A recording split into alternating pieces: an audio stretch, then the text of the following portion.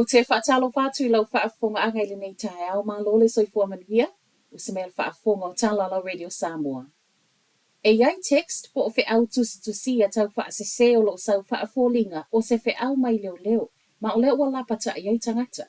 O le text le nei o lo whaapipi I mai iai ma le link, e pei se ia fiso o tai ma le upenga ta wha ilangi al matanga wenga o leo, pei tai, e le ai. O le scam, mai le so upo leo e le ta tau na ta tala ina pe tali fo I iai, ai e ta tau na reportia nga I le matanga wenga o le vai fafo.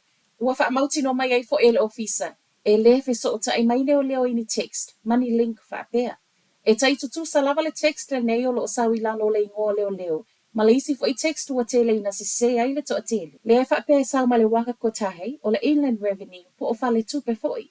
O le numero lo tele ina wha o ngā mai le o tau wha se e a matai le ono wha, po o le ono tasi. Ua pāsia le urua I pāketi a le pulenu o Aukilani Wayne Brown, ma o se pālota e le I whaingo fie.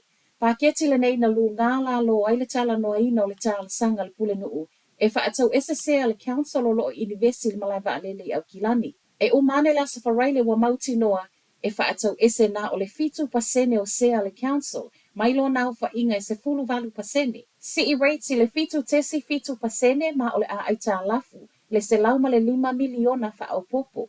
Pai mai Brown, o se pāketi whaingata tele le nei le tala wha asolopito le Auckland Council, ma ona o lea, ua wha atau waina o se vaenga o sea o lona winga, o le a su e le isi tolu sifulu fitu miliona, e wha apale ni le pāketi ma wha atu moi le ava, e tolu se lau wono sifulu male 5 miliona.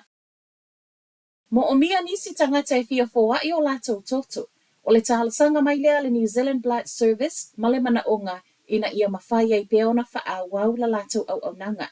Se lau se fulu fitu wafe tangata o lo o le sitala. E mawhaiona fōa I o lato toto ma o lo mawhaiona fesoasoani le wha asau ino o soifua. O le o atu I le tolu se fulu wafe tangata I tausanga taitasi.